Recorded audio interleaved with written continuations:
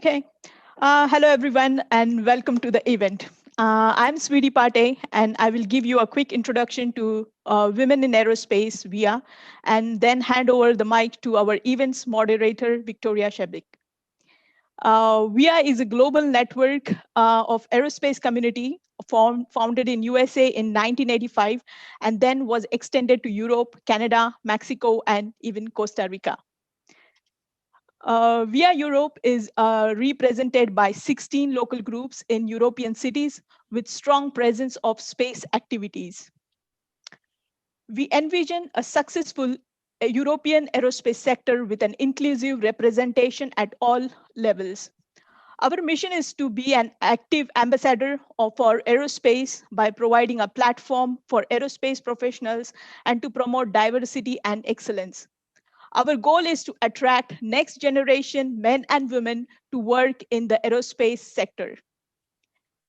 Today, WIA Brussels Group will present you an amazing panel discussion on space policies and how it impacts space mission.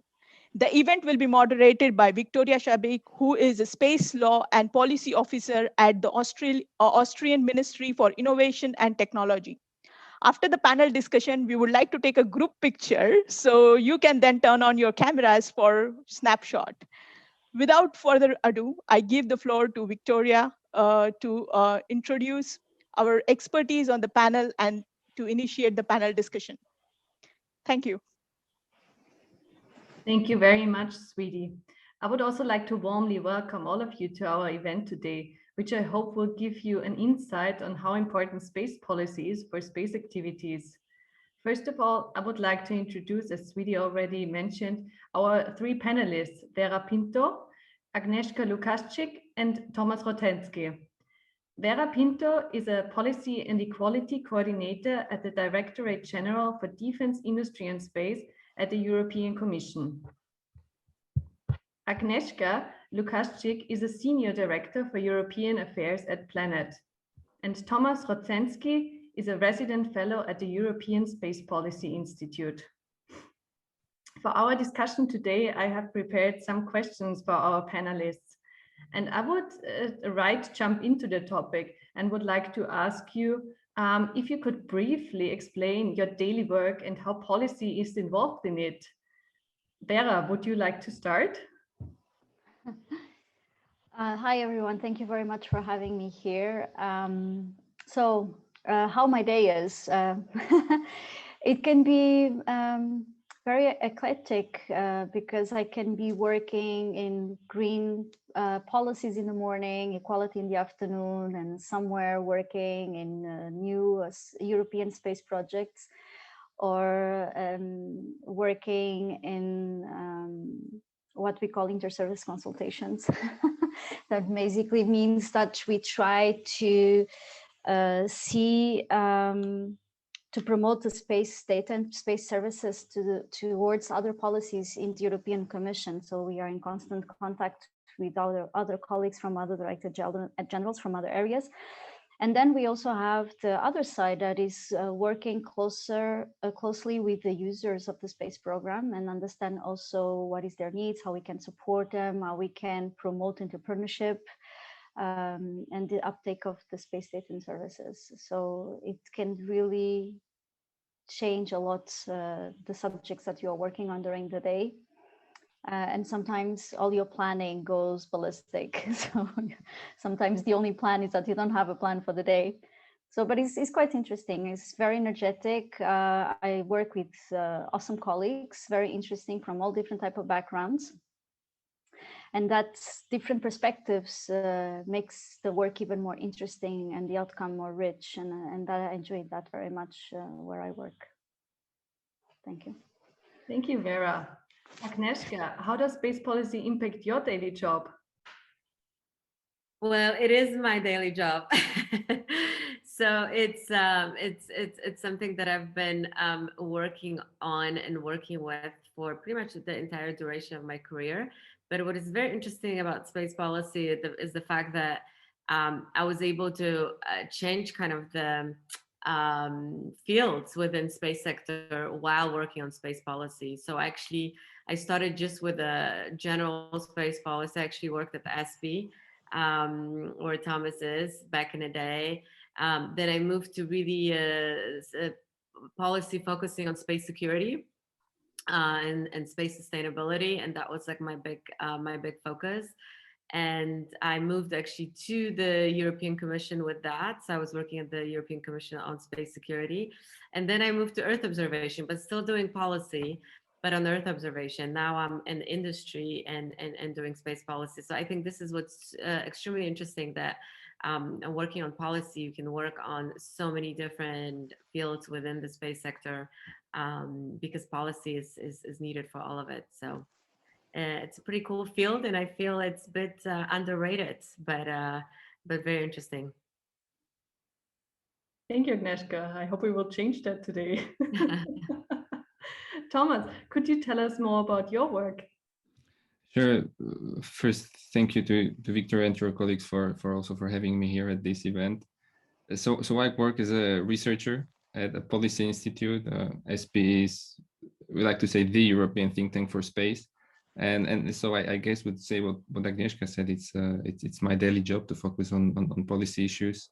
What we try to be doing at ESPI is to inform the European policy decision makers, and specifically those who are tasked with space policy making. We try to provide them with informed view on what we say mid to long-term issues relevant to European space activities, and that changes over time. So the topics that we try to address at ESPI, and me personally, it may change over time, but the mission stays. And so we every year, or maybe every month, we try to look at topics which we think are important for the European space policy, and we try to provide a sound analysis on that. So it can be quite, I mean, my daily job can be quite mundane. On the other days, it can be quite exciting when we have interesting events or talks with different European stakeholders. So it changes a lot, but it's nice. On top of that, I can say that I have some side activities going on in Slovakia. So in my home country, for instance, for me and a couple of my colleagues, we serve as the national point of contacts for the European Center for Space Law in Slovakia. I'm also leading a small NGO which tries to maybe uptake a bit the topics of space policy and space law at the national level, but those are really like ad hoc activities a few times a year. Thank you so much, Thomas, and thank you all for these really interesting insights already. Let's jump into the next question. I would address that to Agnieszka. What does space policy mean to you? I mean, you already said it's your daily job, basically. But if an engineer colleague would come to you and ask you about the importance of space policy, what would you say to them? This is a good question, because this happens a lot, and they don't actually ask me about the importance, but they actually tell me, I don't get it. Like, I don't get what you're doing. Like, you're not building anything. You're not selling anything. Like, what do? You just like go to parties and schmooze with people, and we pay you for it. That's what people think space policy is. So, so I answer that question quite often, actually. And my short answer is that if it wouldn't be for my work and space policy, his cool little toys that he's building, that engineer would go nowhere. Because that's pretty much what it is. It's great to build great technology, but then that technology, in order to be able to put it on the market, in order to be able to sell it, there has to be right legal framework, legal base for it. There has to be right policy in place. There have to be budget lines for that. There has to be political will, because usually, space toys are expensive toys, and they're considered as sensitive infrastructure. So it's not like you're building a phone or something. You're building a sensitive infrastructure. So there's a lot of politics involved in that as well. So for all of that to actually work, the policy aspect is extremely important. So we actually make sure that business can actually thrive in this very highly dominated. There's been a huge paradigm shift, but if you look just like even 10 years, but 15, 20, 30 years ago, it was a sector highly dominated by governments. It was pretty much only governments playing in it. And now industry is playing a big role, but the policy impacts their business very much. So if policy says, you know, you cannot use satellite technology, or for instance Earth observation data for X because there are privacy issues with that, then we're out of business, you know. So we have to make sure that actually there are right policies in place. So yeah, I tell them that all the time. They don't like it. Thank you very much, Agnieszka. Thomas, you already told us that you're also involved in the European Center for Space Law. Could you tell us about the difference between space law and space policy, and also what your institution is doing to promote space policy? Sure. So I would say like basically what we usually think about when we read about space law are those few international treaties adopted at the UN level, which try to somehow define the boundary conditions on what we can and what we cannot do in the exploration and the use of outer space. And so usually what we understand as under the term of space policy is usually a specific activity at the level of public actors, the governments, when they have a certain amount of money and they want to allocate it on, as Agnieszka said, these expensive space toys and what these toys should be doing. I think there is one like linguistic issue is, for instance, so in my language we have one word which applies to both policy and politics. I guess I see Agnieszka nodding, so I guess for Central Eastern European countries this might be the case. But yeah, okay. So what we're doing at ESPI, we try to focus on the policy side, and I mentioned that in my first intervention that we try to identify topics which we think are relevant, and we try to say smart things about them to make sure that the European decision making on that. So we don't try to look at the space policies of specific European countries, but we try to look at the broader European vision. We try to recommend how that broader European vision should be implemented in space. And we saw just yesterday the big news that also after the Council of the EU adopted the new EU space program, there was also an adoption of the space program by the representatives of European citizens in the European Parliament. And okay, so we can say that 15 billion over 7 years, just at the EU level, it's quite a big vision. And so it's not a small field, for sure. There is a lot to be done so that money, that public finance is spent effectively. And I think we have at least something to say that to make it more effective. Thank you very much, Thomas. I have a short follow-up question. What topic are you currently working on? Primarily, it's on space sustainability and space traffic management. So this is currently my number one topic. Great, thank you so much. Vera, Thomas already mentioned that the space regulation just came into force, and that's a EU regulation that introduces a new space program. So could you just tell us a bit about the characteristics of the European space policy? Yes, thank you.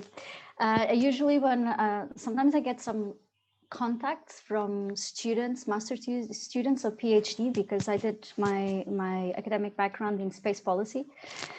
And they asked me about European space policy. And my initial question is, which one are you talking about?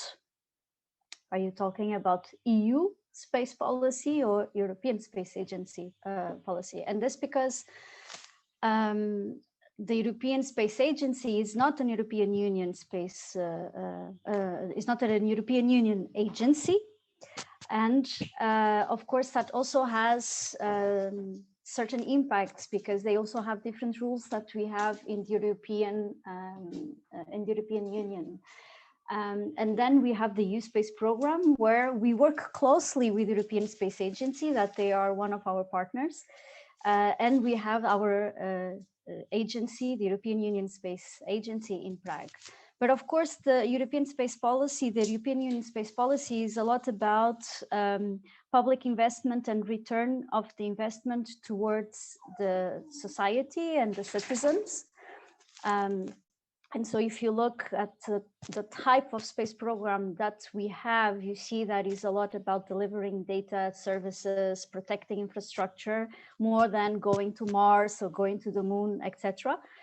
But it's also, for us, also the space policy that we work with is a cutting policy, because it affects and touches a lot of other EU policy fields like security, transport, agriculture. And this is my dog, Laika, my space dog. Sorry for that. So she will be joining us, if you don't mind, my space dog.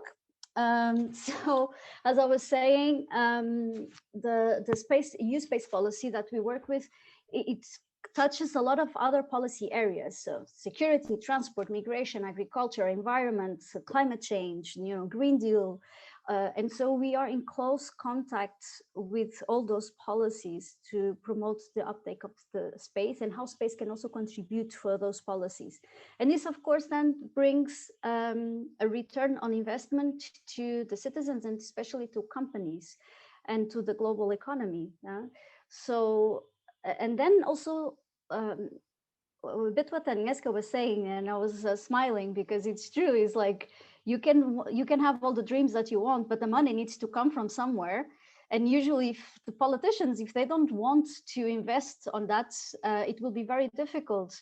And even looking at recent private ventures, there was public money and a public decision, a political decision that opened the door to what we have today. And otherwise, as Agnieszka also mentioned, there will be no toys, space toys to launch.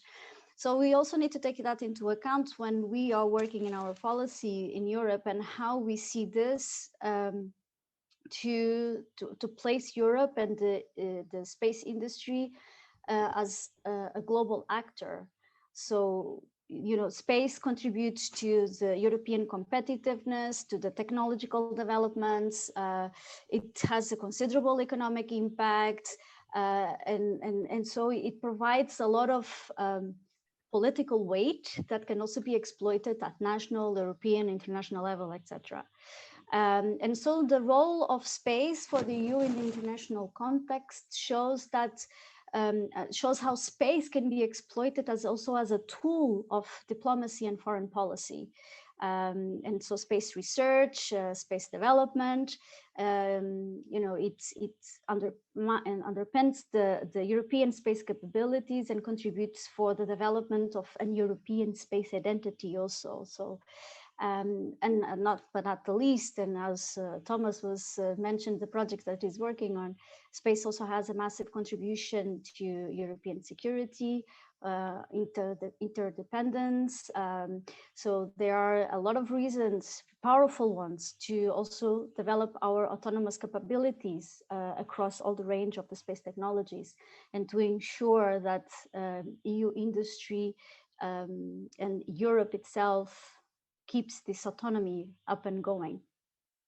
And I'm sorry, this is like the space dog. I'm sorry for this. She's very cute. She's a party crusher. That's with that name, that's fine. Thank you so much, Vera. So the European Union is really doing a lot in space. And thank you also for clarifying that the European Union is not the same as the European Space Agency. That's, I think, very important. I now have another question for Tomas. What have you experienced are the recently most notable space policy trends around the world? Could you elaborate on that a bit? I quite positively assess the fact that around the world, you can increasingly see more and more countries and smaller and less developed countries being interested in space. You can see that with the growing membership of the European Space Agency, with growing amount of countries entering COPUOS, or African countries launching their first satellites, new developments in Latin America in terms of a creation of this regional agency, which was announced there. So that's one interesting aspect, which I think is great. Another one, echoing what Agnieszka was saying, is that while previously we saw that space has perhaps been primarily a playground for governments with the role of industry more as a contractor for specific public programs, and this is changing. This is changing towards greater commercialization and at the same time towards an evolution of the role of the public actors, where, I don't know, maybe a good example for this can be the recent changes in how we as a humanity travel to the International Space Station, where it's no longer a government led or it's not a program with a tight governmental grip as it maybe was in the before, but NASA decided to maybe pursue a more open commercially driven programs with SpaceX, with Boeing, and at least with the case of space, it's showing up some first results that it will serve public needs and it will perhaps serve also some commercial needs. So the role of public agencies or public actors in space is changing a bit, due to this increasing commercialization. And so one of the other interesting trends, like two more that come to my mind, one would really be sustainability and how this is being increasingly applied to numerous facets of the space sector. And finally, I think, and this is my personal observation, that there is somewhat like a reinvigoration of these like fascinating activities in space exploration. Like we see new plans to go further into the solar system, perhaps even with crewed missions.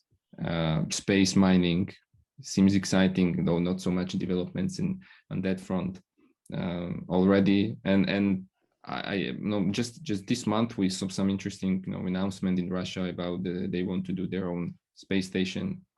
Yesterday, China has launched their first the core modules of their future Chinese space station. So I think you can still say that at the level of public actors, there is a big interest in these kind of maybe human spaceflight activities, which inherently always had a huge political value. And I don't think we're losing that. It's still there. And I think it will continue to be there. Thank you very much, Thomas. Vera, on the European point of view, what do you think are hot topics at the moment in Europe? Maybe to just talk a bit more about what you already mentioned, and what is the EU's role in these topics? Yeah, I was listening to Thomas, and I was thinking that and also linking a bit with Agnieszka, is that this shift from of actors and entry of new players in space, it definitely brought new dynamics, and like Thomas was saying, until recently, it was space was governmental spending, the costs and the risks involved. It was in general inaccessible to private players because it was really a lot of things at stake. So today, with the major technology advancements and all these new entrepreneurial spirits and are shaping very quickly the new space economy, and the sector see this emergence of the new private actors, these new commercial opportunities in space exploration, the exploitation, and the data revolution, etc., etc. So, and if you look over the last 13 years, space industry expanded more than 7% per year. So you can see clearly a trend where markets with paying customer and companies using private investors to fund the expansion plan. So it's really about the space commercialization that we are now starting to see. So for the EU space industry, this is of course also represents challenges, and here Europe has top-notch space R&D. This is undeniable. We have the skills. This is undeniable. But then we lag behind in building viable businesses. So this clearly here's something that is not working. And so one of the reasons is because EU space companies rely on procurement and on grants. and there's a low venture capital investment levels, and so it's very difficult for especially small companies to access growth finance. So our role in the, on this, and also taking a bit on capitalizing a bit on what happened yesterday with the new EU space regulation. As you know, we have a fixed budget for 7 years, so this is actually quite good. Because it brings also a lot of stability and allow us to project over 7 years and have projects and have projects that can support the industry and these new players coming. And so one of the things that we are promoting and starting for the next 7 years is what we call the Cassini Program, that is fully dedicated to this new space. And so here it's all about supporting the new products and services, like digital services based on data, information services, new business models, new financing schemes, to also to increase the role of venture capital funds. So when you look at Cassini and where we came from until we arrived to Cassini, you can really see that this is one of our hot topics and priorities for the next 7 years. And so we hope that it will actually help the EU industry to move forward. And also Cassini will support both upstream and upstream and downstream. So it will really try to go through all the value chain. So I think it's for us one of our major priorities. Thank you very much, Vera. That sounds like an exciting future for Europe and for the industry sector. Agnieszka, coming to the private actors, do you see yourself or the company as new space actor? And how would you say is industry involved in space policy and decision-making processes? Yes, so first of all, we're definitely a new space actor. I think we're like a definition of a new space company, really.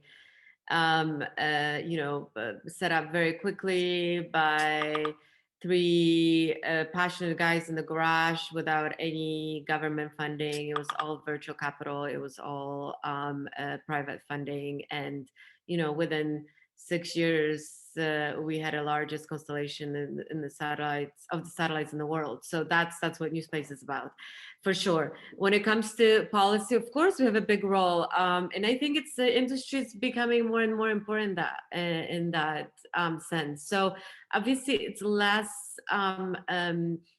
formal. So we first of all do a lot of lobbying, right? So we lobby decision makers to make sure that our interests are represented, and we do that individually, but we also do that through various industry associations. So we are part of, for instance, ESPI, Panelists here in Europe. We're part of other industry associations. We also team up with other space companies.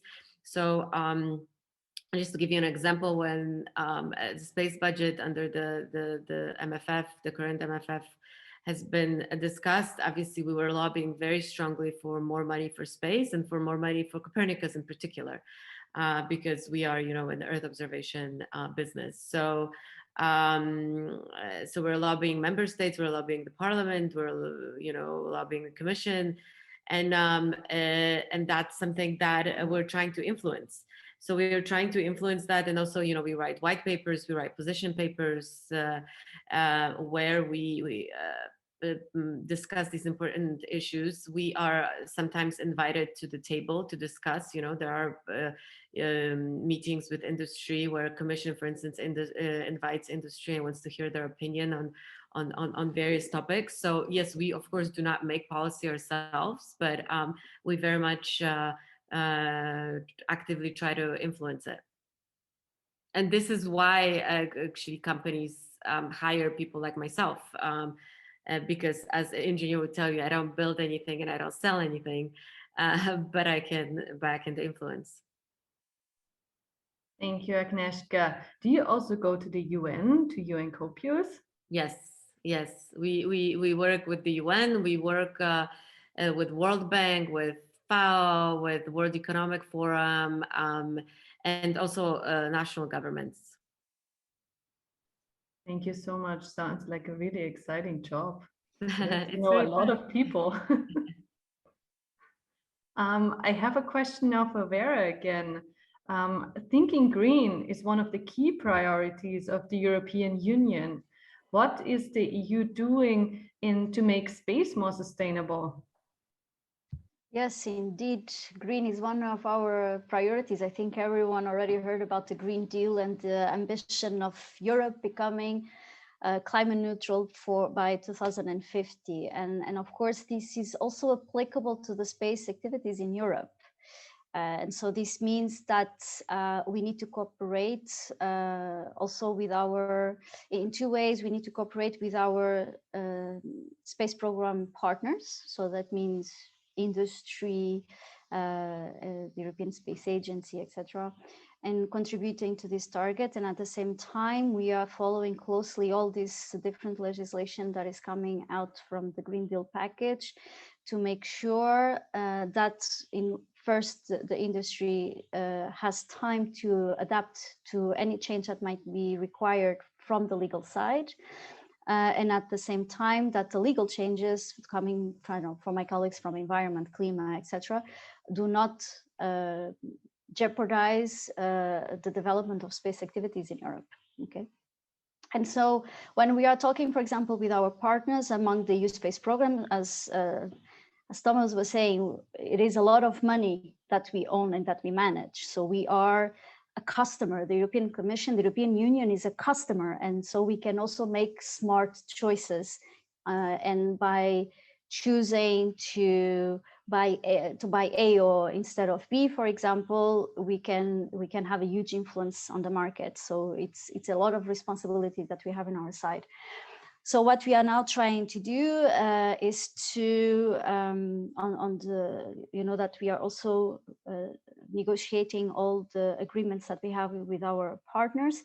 And we are including specific clauses on how we are going to work on the future and what concerns the green activities. So this means, for example, assessing the footprint of this activities under the EU Space Program, reducing emission of greenhouse gases, how we can do this, or switching to green electricity, because you need to take into account that the EU Space Program is actually the only EU-owned infrastructure, and we have infrastructure basically all over the world. So just by doing this transition to green electricity, it can have a huge impact. But then we also have other areas like promoting environmental friendly technologies, for example. And if you see the work program proposal for space under Horizon Europe, you will see that we have already there some parts addressing research related to green launchers, green fuels, because the research needs to exist, and we also need to support industry, of course, to innovate. And then, of course, we also looking how we can introduce green procurement criteria, for example, and life cycle assessment in the procurement under our own responsibility. And this might mean that, for example, we might need to create a methodology to be applicable to space, or we need to develop research to collect the data sets, etc. So you see, again, we touched that little base, as Agnieszka was saying, yeah, I don't build anything, but our decision, even the most simple decision, can have a huge impact. And so we are working together, with colleagues from other DGs, with European Space Agency, our ESPI in Prague, also to see how we can do this, because you have changes coming in climate, environment, chemicals, for example. And I'm sure that you read the news about this. And this can have a huge impact. So we are trying to do our best to support also the industry to be able to do this, to ensure and to foster this green transition. And we still have a long way to go, I must admit, but we are working on it. We are looking at it. So baby steps, but it's going to be there. And we want to make sure that by 2050, the space activities in Europe will not be stopped because we are missing something or there's a regulation that stops us, etc., etc. So we really need to work on this and continue to work on this. Thank you very much, Vera. I have also a follow-up question for you. Is the EU also doing something really in space to make the space environment more sustainable? Yeah. So we have already the SST, the EU SST, and recently there was even a maneuver in one of the Galileo satellites to avoid collision related to space junk, and we are trying to build our own catalog, because as you might be aware, the world is dependent a lot on the US catalog, and there was already a lot of discussions in the past if they would be restricting it or make it more accessible. So again, we touch it here a little bit, autonomy. So we need also to make sure that the assets are protected.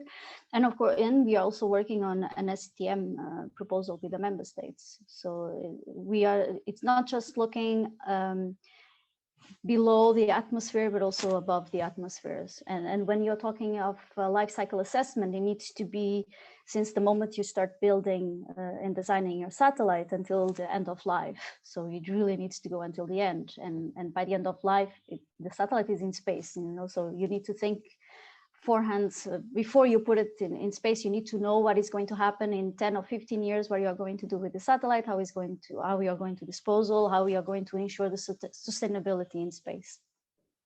So yeah. Thank you very much. Yeah, the EU is really doing a lot to make the Earth and space more sustainable. Yeah, talking about benefits of space, Agnieszka, what do you think are the benefits of space on Earth, and in particular, what can Earth observation do in that regard? And how does space policy or even policies in other areas take these into account? We can do a lot. We can really do a lot. If you look at the Sustainable Development Goals alone, 13 out of 17 goals, so vast majority of them can be helped with by Earth observation alone. There have been studies done on that. So obviously we're not going to solve everything, but we can definitely help. The European Green Deal, which is a huge endeavor and an extremely important endeavor, putting Europe at the, I would say, leadership of this climate movement, sustainability movement, is something that can greatly benefit from Earth observation as well. We're actually talking to the European Commission about how we can help, how Earth observation can help, because you have to be able to monitor the progress. You have to be able to monitor what is being done and to track. And satellites are great for that. And that, so so that covers everything from carbon monitoring to biodiversity to decarbonization of food, agriculture, urban monitoring, oceans and seas, and it's for the forestry, and it's the list like never ends. So it's a huge opportunity. I think those are the hottest topics right now when it comes to space, in terms of, I'm not talking about space exploration, but downstream applications. It's everything that has to do with sustainability. So climate, environment, biodiversity, those are the topics, right? You have COP this year in Glasgow, COP26, you have the European Green Deal. The administration in the US has finally changed, and they rejoined the Paris Agreement, and they are putting priority on environment as well. So this is the big thing, and we can all play a big role, because this is our home. It's not just responsibility of the governments and public sector to take care of our planet. It's also responsibility of us as citizens, but also us as companies, and we should all play a role.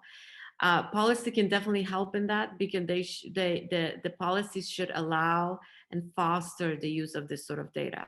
So and that is being slowly done, but it can still be done more, because a lot of decision makers, a lot of end users do not know about the possibilities and the benefits that these tools offer. So putting in the legislation, for instance, that for forest management, you should be using all these tools, and mentioning satellite technology as one of them, that's already a huge thing, right? So having that data source as a kind of a normal available source, it's something that should be made as a policy on international level, but also on national and regional level. So I think this is something that we are working towards quite a lot. And this is also what we're trying to influence. So we, for instance, from our industry standpoint, we're looking at, policies that have to do with agriculture, that have to do with forestry, that have to do with fisheries and all of these things, and make sure that Earth observation or satellite technology is part of the language there as a useful tool. Thank you so much. So you really talk with decision makers also to integrate in policies and laws? Absolutely. Absolutely. Yes. Actively. Great, great, great. And maybe also another follow-up question. What kind of Earth observation data do you provide? Is it like every kind of data, or is Planet, did they specialize on anything? Yes, so Planet itself, we providing optical data. So we have a 3 constellation of satellites, and they're 3.2 meter resolution, 50 centimeter, and 5 meters. That was a rapid eye, but actually we just retired it. So it's Earth observation optical satellite data. But what is interesting about us is that we are right now, at least, the only entity in the world that does daily imagery, because it takes time for satellites to orbit. And because we are operating a mega constellation, we have launched so many satellites that we're able to monitor every place on Earth every day. And that is really important when you're monitoring the change, especially with disaster management or illegal logging or any sort of, deforestation. I mean, many things can happen within several days, right? So if you can monitor every day, you really have the awareness what is happening, and decisions can be made in much more informative way by the decision makers. And also it gives you a history, it gives you an archive of information, which is very good for training artificial intelligence and algorithms, to see things. And what is interesting that, for instance, our DOF satellites, which are the, let's say, signature satellites, they're modeled on Sentinel-2. So they have the same, you can use and we did it on purpose. So the researchers and end users can use the same algorithms for Sentinel-2 and for our data, so that they can be, put together and complement each other and work as a product. So that's the summary. Thank you so much. Very interesting summary. And yes, seems like you're doing a lot of work at Planet. I have a question now for Tomas. We have already talked about a bit about space traffic management and sustainability in space. Space traffic management is a really frequently discussed topic nowadays. What can be understood, though, under space traffic management, or also sometimes called STM, and why is it important in your opinion? You're absolutely right. It's one of the most catchiest terms, I believe, right now in the space policy or space law community. Some people like it, some don't. It's certainly not a new topic. I mean, it has been in the community for, I don't know, maybe more than 20 years already. But I think why we hear so much about it right now, it's just there are so much going on in Earth orbits, and like you hear this a lot of these new mega constellation projects, and I don't saying it's a bad thing, not at all. It's just we as a humanity go much more intensively into space, and I think it's just rational to discuss how are we all going to manage this increased traffic, and hence space traffic management. So essentially what I believe is at the heart of that term is when we as people, or when companies, governments, when we go to space, how do we make sure that we do not pose immediate threat to each other, and how do we make sure that we don't pollute the environment in such a way that we will not be able to travel there? And so it's about safety and sustainability of space activities. You have these terms at the UN, the long-term sustainability of space activities. Some space lawyers might maybe prefer the term global space governance. So it's all linked. I think there are like 3 core concepts of STM. So one part of it is space situational awareness or space traffic monitoring. So you need to know what's going on into space. You need to know how the objects move, and you need to predict how those objects will move in the future.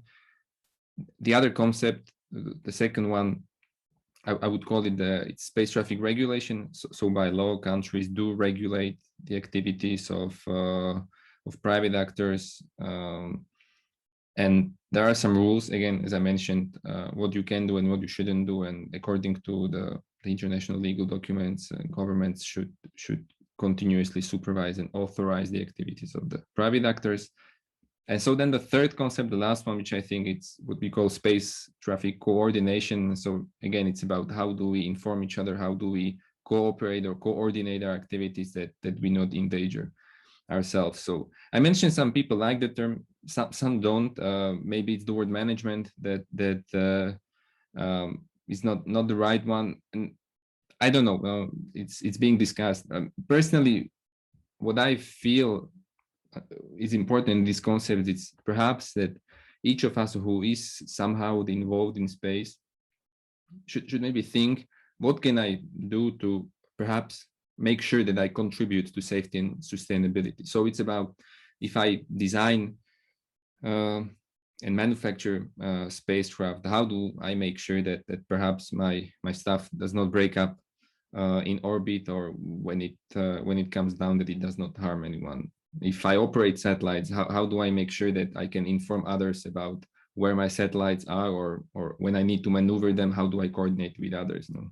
When I launch stuff, perhaps how do I make sure that the upper stages, how can I bring them down if possible? And if I'm government or if I'm a regulator, it's also a big question. You know, how do I regulate while not, inhibiting the competitiveness of the companies which are based in my firm, while maybe adding to the safety and sustainability issue. So there are many aspects of it, but the way how I like to think about it, it's really that it's a natural resource, a province of mankind, and I think it's the job of everybody who is in the space sector to make sure that when we go there, we can coexist with each other, and then that's the heart of STM. Thank you so much, Thomas. Because space traffic management is such a broad topic, do you think it's like a key topic to show that lawyers and engineers need to closely work together? No, absolutely. It's I would say it's one of the core examples of why space sector needs more of this cross-fertilization and collaboration between people who have more of a technical expertise, people maybe who have economic expertise, and those who have maybe a legal or policy expertise. So yeah. Perfect. Thank you so much. I have some more burning questions. First, to Agnieszka.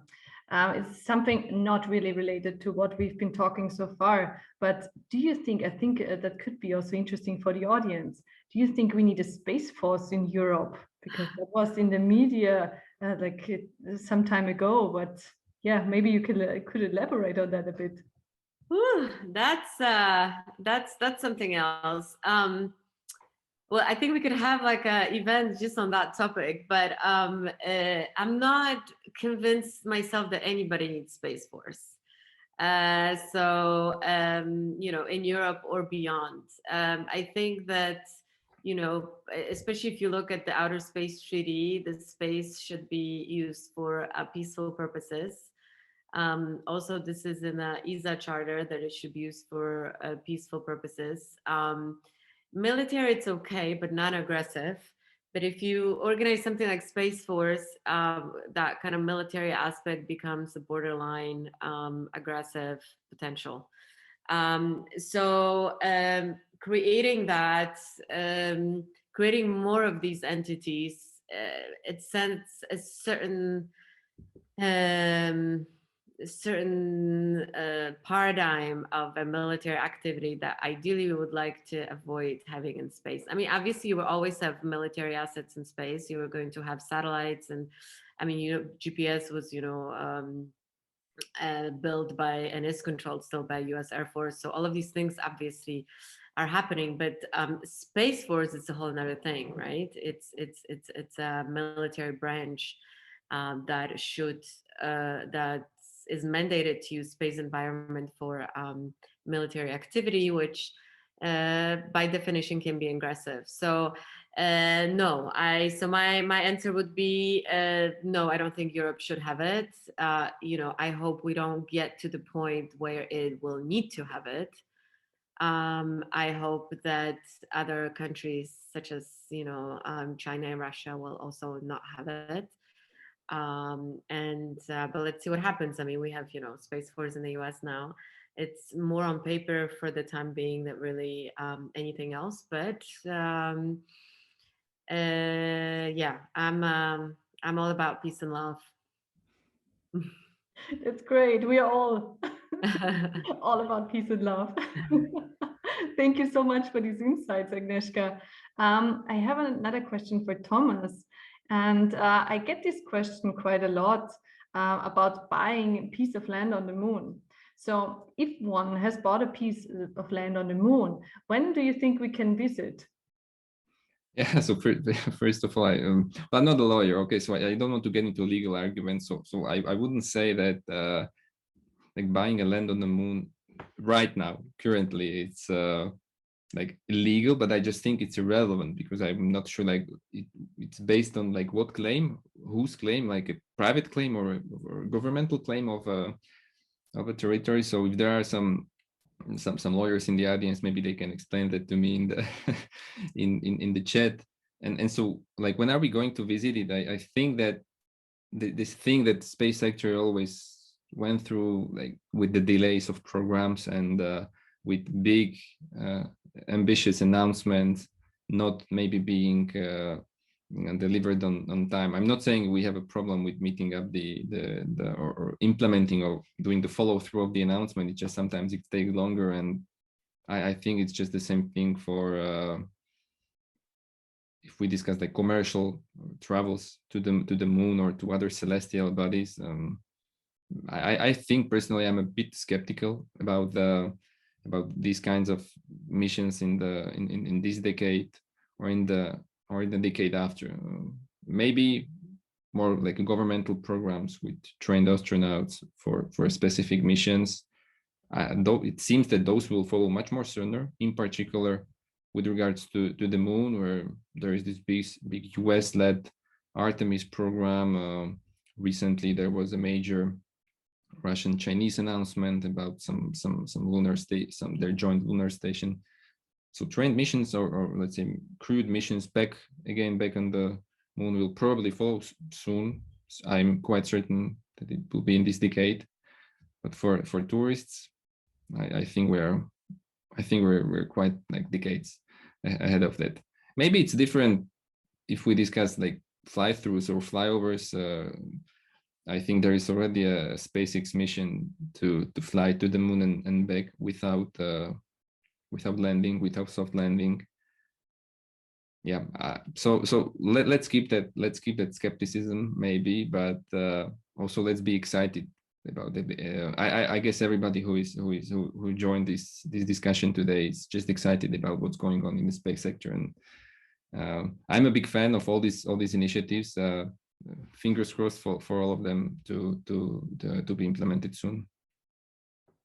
Thank you very much. And we can still dream. So I think that's important also.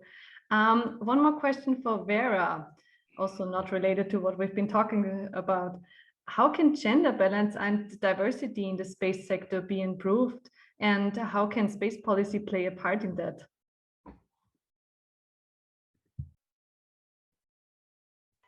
That's actually an excellent question because at this European Commission, equality is also high on the agenda. So we talk a lot about Green Deal, but union of equality is also one of the priorities. And recently we had the SOFA gate, so clearly there's still a lot of things to do even at high level. But it's true that this commission brought a new dynamic in the sense that it's also a bit linked with what we were discussing previously about, when politicians want the dream comes true, and this is a bit like that, considering that it was a very powerful message. I think that first it is the first College of Commissioners that is gender balanced, that we have one commissioner full-time dedicated to the equality issues, that is Commissioner Dali. And it's in this 1.5 years of this mandate, we already seen a series of very important strategies that were published, like the gender equality strategy that was published beginning last year, the EU anti-racism action plan, the EU Roma strategic framework, the LGBTI Q plus equality strategy. You see also a number of proposals being discussed related to equal pay, pay transparency, to protection of victims of violence, etc. So, and then internally, we are doing a very interesting exercise that is mainstreaming equality in all policy areas. And that's why I end up as being the equality coordinator for the DEFIS, because every Director General needs to have an equality coordinator that liaises internally and reports to a task force that we have. And what we try to do is really to think of equality in all its senses. So we are talking about equality between women and men. We are talking about avoiding discrimination on grounds of sex, disability, age, religion or other belief, racial or ethnic origin, or sexual orientation. So we are trying to mainstream this in all our policy areas. And it's true that we know that when it comes to discriminations, we always move forward when there is a lot of legislative pressure. And so when the legislator sets legally binding and clear targets and monitors them, you know, change starts happening a bit faster. So you kind of push for change. And that's, as I mentioned, it's also linked with the fact of all these strategies and all these legal documents that we are working, mainstreaming equality. And one example that I can give you that is actually very interesting under Horizon Europe, as from 2022, gender equality is included on the eligibility criteria for certain types of organizations applying, on the award criteria for certain content for research and innovation actions, and even on the ranking criteria for consortia, where gender balance is going to be one of the criteria under any type of the calls. So, and this forces you, like, if you want to get the money, that we have money, we are willing to give you, but you need to be complying with certain rules, so you need to do certain changes. So we are kind of forcing the changes to happen. Then on what concerns the space sector, well, we know it because we live it every day. So it's, even if you look at this event, the majority of people attending is women. Okay, maybe because it's women in Brussels, but every event that we go, it's true that we are lacking in gender balance and diversity.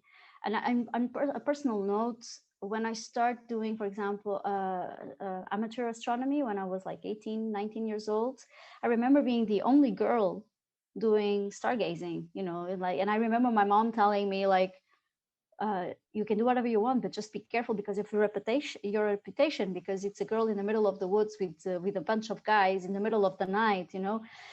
And today, when I go to space events, or space-related events, I see much more women younger than me, because unfortunately it seems I'm getting old, but you start seeing more women attending. And this is actually like promising. But when you look at the available numbers, you see that actually are at the same level as 30 years ago. So the numbers show that you didn't change that much. And so I think that we need to have more action. So we are talking a lot about gender equality, and don't get me wrong, I really think that the talk is necessary. There's still a lot of unconscious bias. There's still a lot of people that think that there's no problem because I don't see it, so there's no problem. But just talking about it, I think it's not enough, and we need to move from words to concrete actions. And with this commission, we are really seeing that push for going for actions.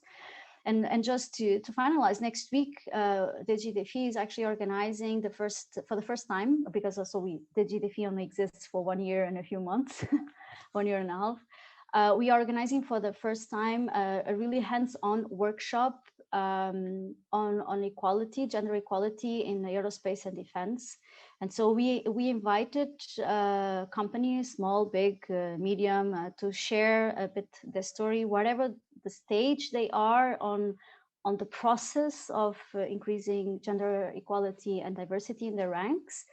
So we invited them to share a bit their stories and their experience, their successes, but also their insuccesses, because we can also learn a lot when things don't go as smoothly as we would like.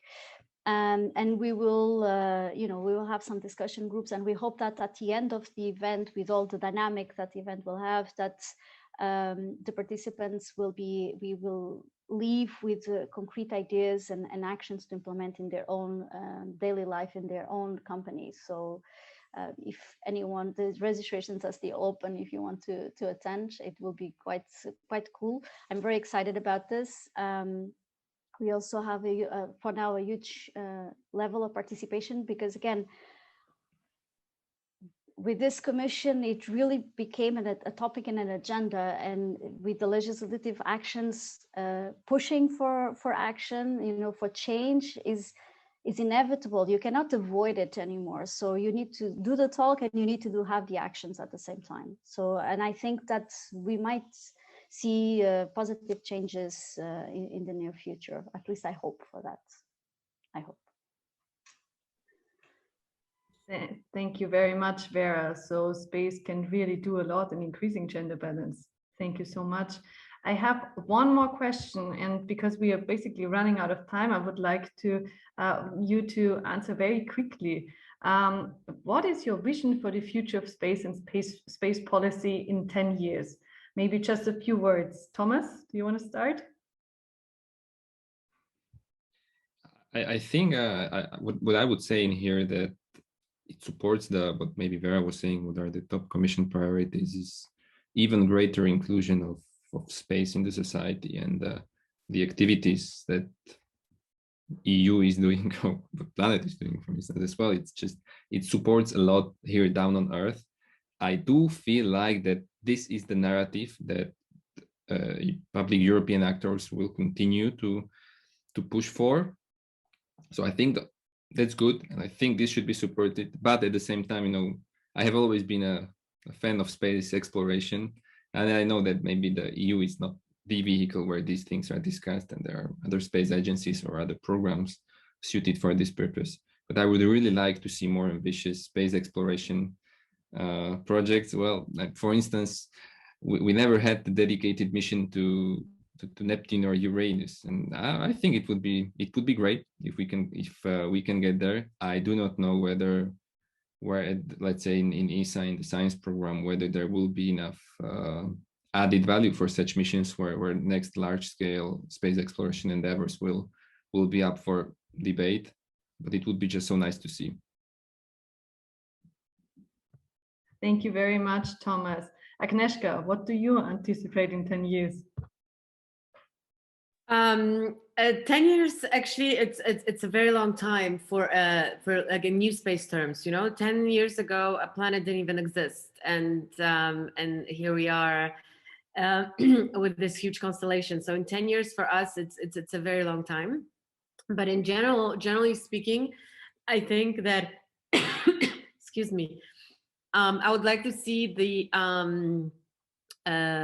satellite data to be kind of a common good availability, like a kind of like GPS or Galileo is, so for instance, for people don't even think about it. A lot of people don't even know that the signal that they get in their phones to get from from point A to B comes from a satellite, right? It's just a tool that they use, and they don't even think about it. And hopefully Earth observation data will also be such commodity that people are just going to be able to use it very easily for various purposes, and it's not gonna be crazy expensive, and it's gonna be so difficult to get it. So I think this is one thing. I also hope that in 10 years, and we actually must make a big difference when it comes to climate and environment, because the clock is ticking, and hopefully space technology is going to play a big role in that. So I hope in 10 years, if we have the same workshop, we're going to be breathing cleaner air and, live on a greener planet. So I would like to see that. And I hope, again, we're going to play a role in that. And when it comes to exploration, well, I think we're going to see some tourists in space. And I think we're going to, see some landings on the moon. And yeah, let's see how it goes. Godspeed. Thank you, Agnieszka. Vera, how do you think will the future look like in 10 years? Yeah, I was just thinking that in the 70s, 80s, there was this science fiction movie saying that, that you had this vision of a thing in your hand with light, and I was like, whoa, super futuristic. And a few years later, ta-da, yeah, you have it. So I hope that in 10 years, and at least this is my personal wish, I would be planning holidays somewhere in orbit. I think that would be absolutely awesome. And now that we cannot travel, or we travel much less because of the pandemic, why not dreaming that in 10 years we will be planning our outer space vacation and choosing our spacesuit to wear, and I think that would be great. I share with Agnieszka that I would really like to have everyone having access to space technology and using it and be a commodity. Also, I also think that people need to be more aware that what are the space benefits, and I think maybe in 10 years we will be able to do better communication in that regard. But yeah, I will stick with the vacations in orbit. I think in 10 years, maybe we can all, instead of saying, we are going to the Maldives, we are going to the moon for summer holidays. Thank you, Vera. I would definitely join that journey. That sounds amazing. Thank you so much for everything. And yeah, let's talk again in 10 years and see what happened, right? So we've come to the end of my questions, and I would now like to ask the audience for their questions. And I just saw that there are already some questions in the chat. If you would like, to the audience, you can quickly take the floor and introduce yourself and ask your question. I see a question from Roberto. Do you want to ask that question? Yes, hello, my name is Roberto Cerda, and we're developing applications for space technology. And we are focusing on energy on water quality monitoring. So we want to know regarding on this specific topic, what which will be your recommendations, and what are other efforts for physical and chemical valuations of water bodies through satellite imagery. Thank you. Who would like to take this question? Yeah, maybe. This is not this is a very interesting question. I don't think we're the right people to ask this, because this is not really a policy focused question. I would say this is much more technical, which we're probably not able to answer. But in general, there are obviously, especially with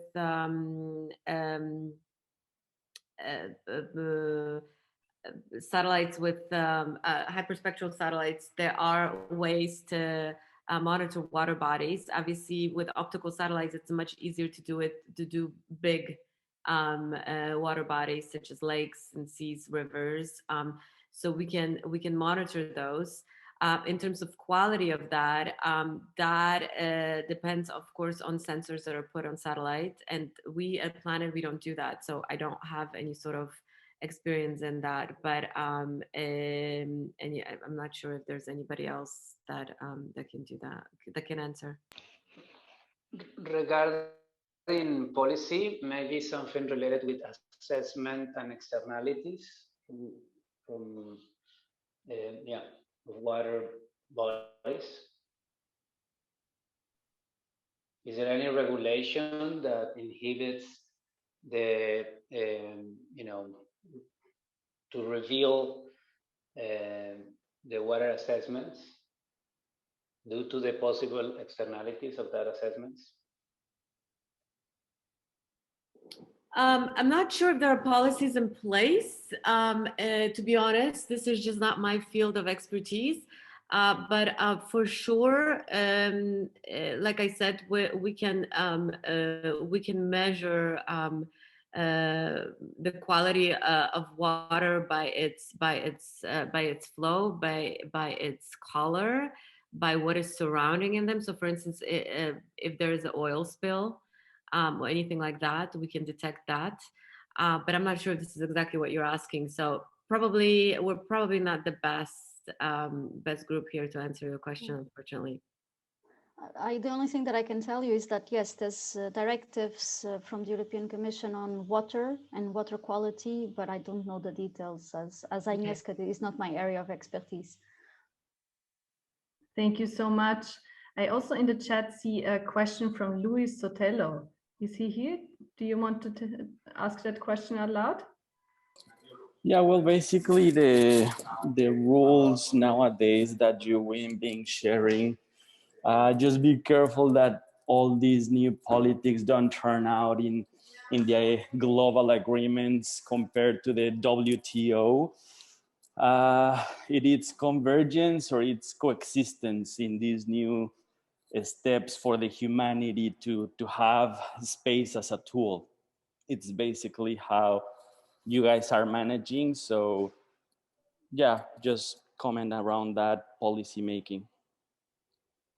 If I may, I will jump in here.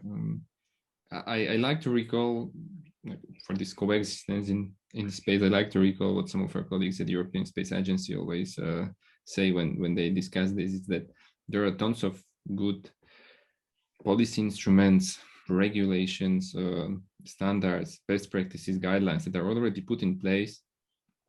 But if we implement them more, we could live together easier. So I would say I do not specifically see a need to really create something brand new, but maybe let's the good first step would be maybe increasing the behavioral compliance of different actors in space with those measures, with those recommendations, or with those best practices that already have been defined by the smart minds in the past.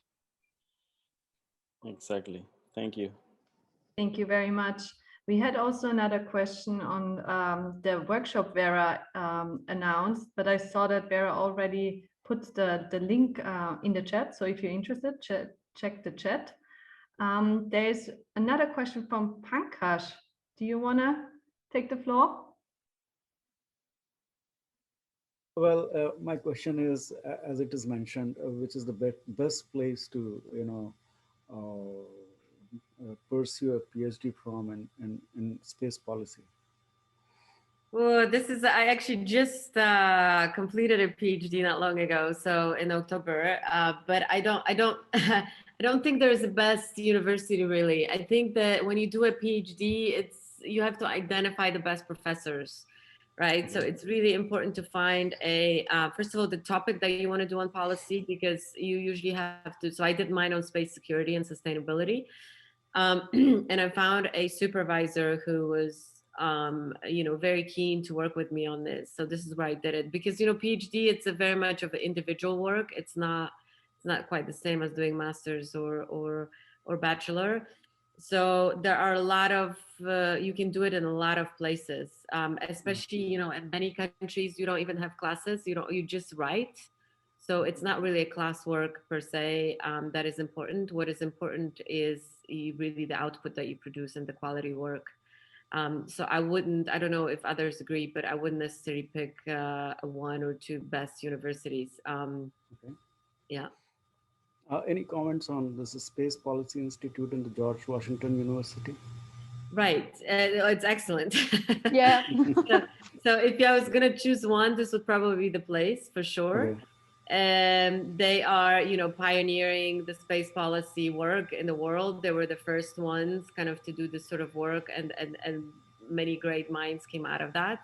So for sure, it's a fantastic program and a great place to do it. But you just have to think about, what is possible for you. If you are in the US, if you have, usually it's very expensive. Okay. So you have to do kind of a cost benefit analysis. If you can do that, absolutely, thumbs up, but you can also get a PhD somewhere else, and it's going to be fine too. Okay, thank you. Thank you very much. We have one more question in the chat from Chirac Vias. Do you want to take the floor? Hi, good afternoon. Greetings from the U.S. Virgin Islands, the island of St. John. Very fascinating chat today. I lived down here in the islands for the last 20 years, but I'm a graduate of George Washington University Space Policy Institute back in 2004. I've taken a 15-year hiatus down here in the Caribbean to start a brewing company. Amazing. And so it's been an interesting journey, but part of it, I left the Space Policy Institute. And I would recommend it was a Pankaj. Yes, great university, great program. You're right in Washington, D.C. You will be poor and broke. We all were. Don't worry about it. You'll figure it out. So go. That being said, there's so many topics. I just had a question because there's too many things to ask, and it was wonderful for you to let me be part of this. I guess I'll just keep it simple. I mean, a lot of great opportunities in space policy that we've talked about over the last couple of decades. The technology is finally coming to fruition.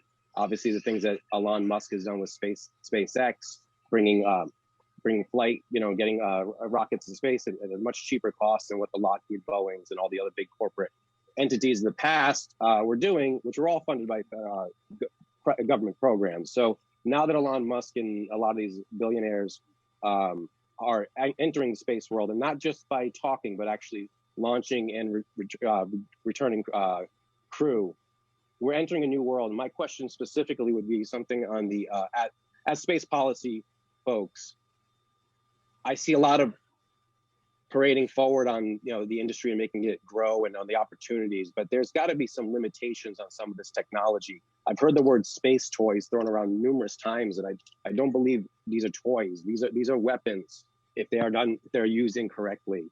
And so my question on something like Starlink, for example, it touches on so many issues such as space junk simply. Then you start to go into global ISP, an island like this where I'm in the middle of the Caribbean.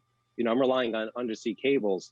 I'll be the first to sign up for SpaceLink, but you're going to now have the globe covered by this satellite constellation. There's no control per se at the moment by the European Space Agency, American Space Agency, never mind the Russians and the Chinese. My question is where's the advocacy in the space policy industry against some of these programs, or at least holding them accountable to their potential for nefarious activity in the long run?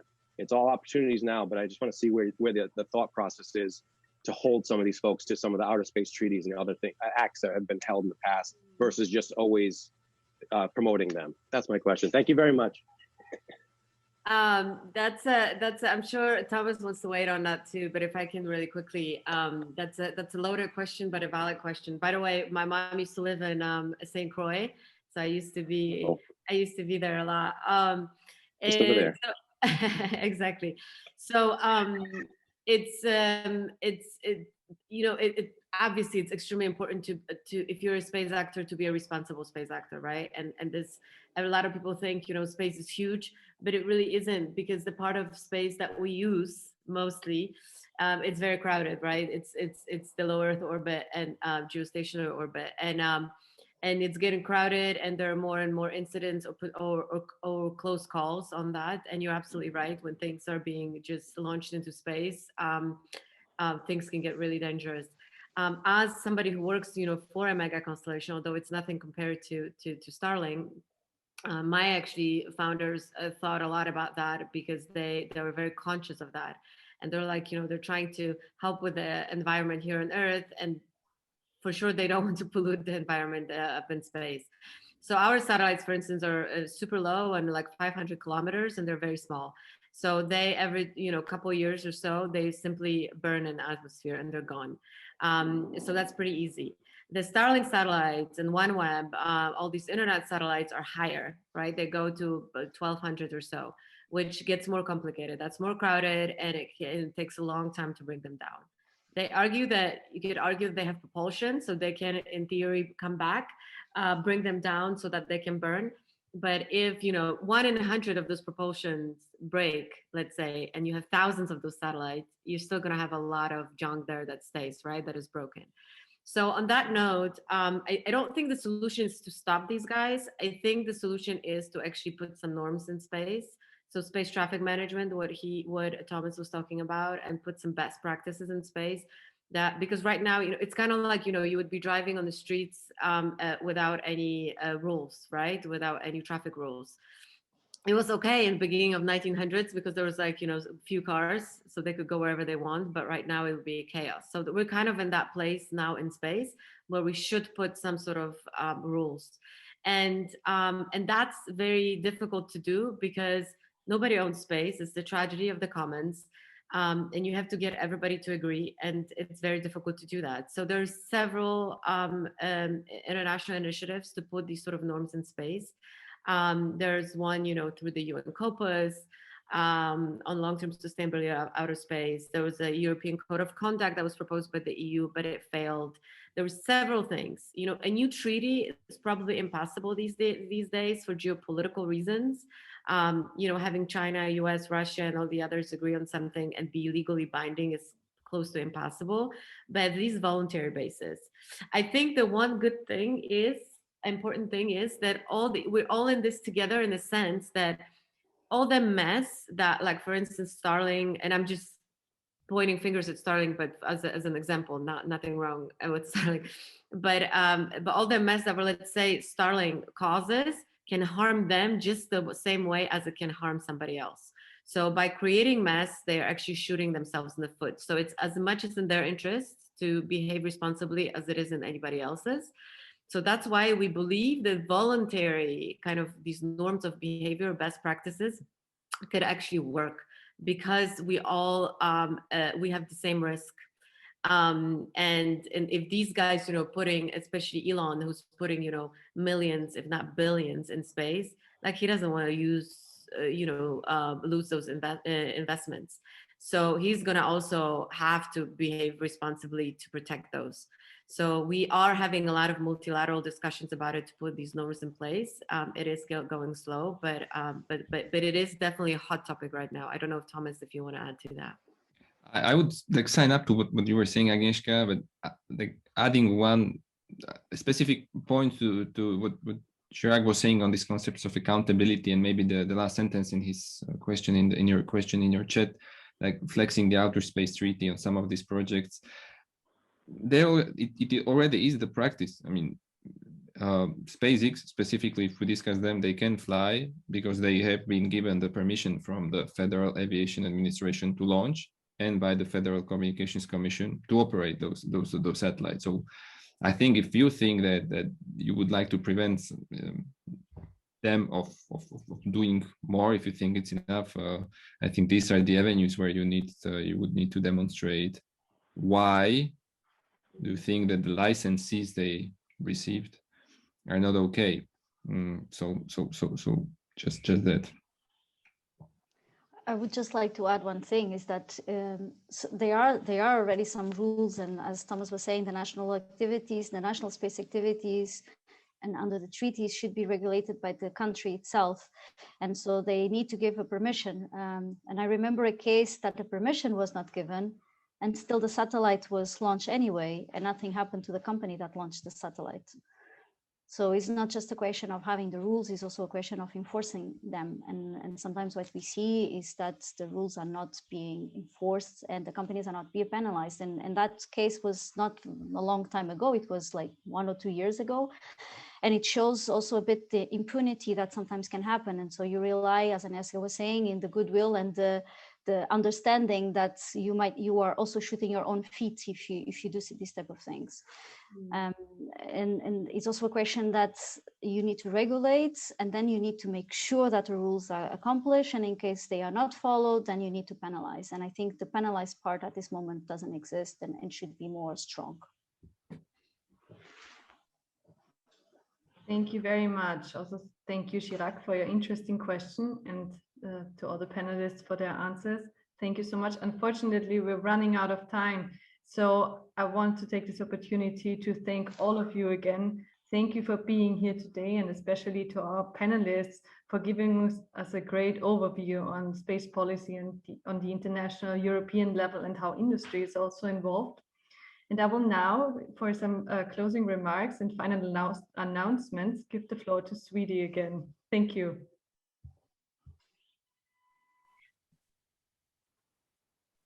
Thank you. So I'll just quickly share the screen again. And so thank you, everyone, as Victoria already mentioned, and it was really enlightening discussion. Special thanks to the speakers as well as the moderator and to my core team, Brussels core team. Well, you have this email addresses and follow us on Instagram, and you can also drop me an email to get connected to us on WhatsApp group. And so now is the picture time, so you can share or start your cameras and we'll have a snapshot. That would be amazing.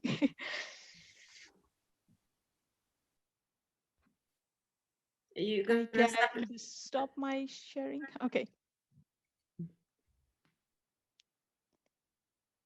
Wonderful. See a lot of people here.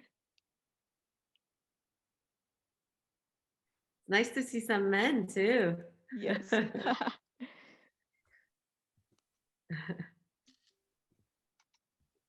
Well, you're all invited to visit the Virgin Islands anytime in the future if you'd like to come on. We're coming. I remember that. Yeah, we will remember. The conference. Also to Hawaii. Roberto, turn back your camera on one more time.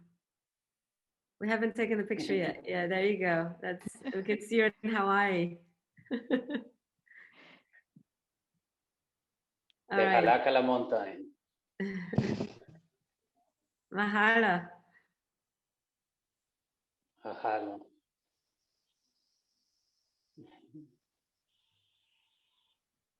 Is the picture taken?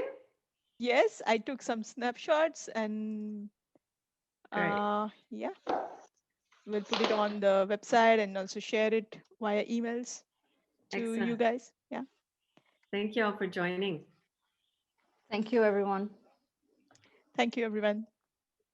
Having a nice evening, and for those who are in US, have a nice afternoon. Thanks for joining in from all across the world.